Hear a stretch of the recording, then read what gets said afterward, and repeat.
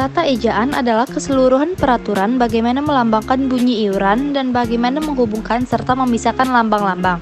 Secara teknis, ejaan adalah aturan penulisan huruf, penulisan kata, dan penulisan tanda baca. Kata depan adalah salah satu jenis kata dalam bahasa Indonesia yang berfungsi untuk menunjukkan hubungan antara benda, orang, tempat, waktu, atau keadaan dengan kata atau frasa lain dalam kalimat. Kata depan biasanya diletakkan sebelum nomina, pronomen, atau frasa nominal. Adapun beberapa contoh kata depan dalam bahasa Indonesia antara lain adalah di, ke, dari, pada, untuk, dengan, oleh, sampai, sejak, tanpa, dan lain sebagainya. Kata depan di adalah salah satu kata depan dalam bahasa Indonesia yang memiliki beragam fungsi. Kata depan ini digunakan untuk menunjukkan tempat atau lokasi suatu objek atau kegiatan. Contohnya dalam kalimat, buku itu ada di atas meja. Kata di menunjukkan lokasi tempat buku tersebut berada. Selain itu, kata depan di juga digunakan untuk menyatakan kegiatan atau peristiwa yang terjadi di tempat tertentu. Misalnya dalam kalimat, anak-anak bermain di taman. Kata di digunakan untuk menunjukkan lokasi kegiatan bermain anak-anak.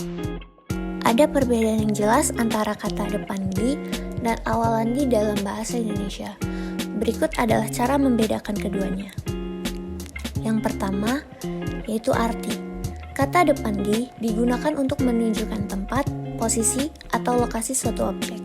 Contohnya, dia berada di rumah. Sedangkan awalan di digunakan untuk membentuk kata kerja dan memiliki arti melakukan sesuatu atau terjadi sesuatu.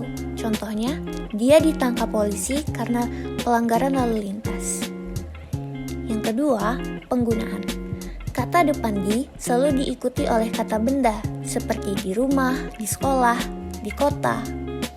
Sedangkan awalan di selalu diikuti oleh kata kerja atau kata sifat seperti dibuat, direncanakan, dibentuk. Yang ketiga, posisi dalam kalimat. Kata depan di biasanya berada sebelum kata benda dalam kalimat. Sedangkan awalan di biasanya merupakan awalan pada kata kerja atau kata sifat dalam kalimat. Yang terakhir, itu fungsi dalam kalimat. Kata depan di biasanya menandai suatu frasa menduduki fungsi keterangan dalam sebuah kalimat. Sedangkan awalan di umumnya menduduki fungsi predikat dalam sebuah kalimat. Singkatan dan akronim adalah konsep yang sering digunakan dalam bahasa untuk menyampaikan informasi secara ringkas. Singkatan merupakan bentuk singkat yang terdiri atas satu huruf atau lebih dalam penulisannya, dan biasanya dilafalkan huruf per huruf. Singkatan digunakan dalam berbagai konteks, termasuk ilmiah, teknis, dan sehari-hari untuk mempersingkat kata-kata yang panjang. Atau contoh singkatan umum antara lain adalah DLL untuk lain-lain, DSB untuk dan sebagainya, dan DST untuk dan seterusnya. Singkatan dan akronim adalah dua konsep penting dalam tata bahasa yang sering digunakan dalam bahasa sehari-hari untuk menyederhanakan kata-kata atau frasa yang panjang atau rumit. Keduanya memainkan peran penting dalam komunikasi efisien dan ringkas antara pembicara atau penulis dengan pembaca atau pendengar.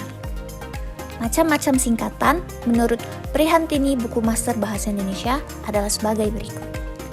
Yang pertama, singkatan nama seseorang, nama gelar, sapaan, jabatan, atau pangkat. Yang kedua, singkatan untuk nama resmi lembaga pemerintah, badan organisasi, dan nama dokumen resmi. Yang ketiga, singkatan kata dalam pembuatan catatan rapat atau kuliah. 4. Singkatan umum. Dan 5. Singkatan untuk menunjukkan satuan ukuran, timbangan, lambangan kimia, takaran, dan mata uang. Lalu, ada pun jenis-jenis akronim. Yang pertama, akronim nama diri yang terdiri atas huruf awal di setiap kata. Yang kedua, akronim nama diri berupa gabungan suku kata atau gabungan huruf dan suku kata. Yang ketiga, akronim bukan nama diri. Kemudian ada pun tulisan angka dan peta ejaan. Yang pertama, angka Arab atau angka Romawi lagi digunakan sebagai dalam bilangan atau nomor. Yang kedua, bilangan dalam teks yang dapat dinyatakan dengan satu kata ditulis dengan huruf, kecuali jika digunakan secara berurutan seperti dalam perincian. Misalnya, mereka menonton drama itu sampai 3 kali. Yang ketiga, angka digunakan untuk menyatakan yang pertama, ukuran, seperti ukuran panjang, berat, luas, isi, dan waktu. Serta yang B, nilai, seperti nilai uang dan presentasi misalnya 0,5 cm. Yang keempat, bilangan berupa angka pada awal kalimat. Yang kelima, angka yang menunjukkan bilangan besar. Dan yang keenam, angka digunakan sebagai bagian dari alamat seperti jalan, rumah, apartemen, atau kamar.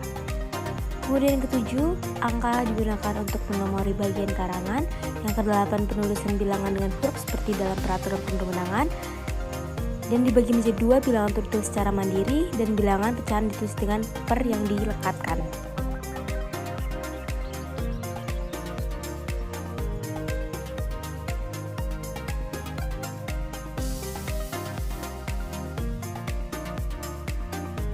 Penjelasan dari kami. Wassalamualaikum warahmatullahi wabarakatuh.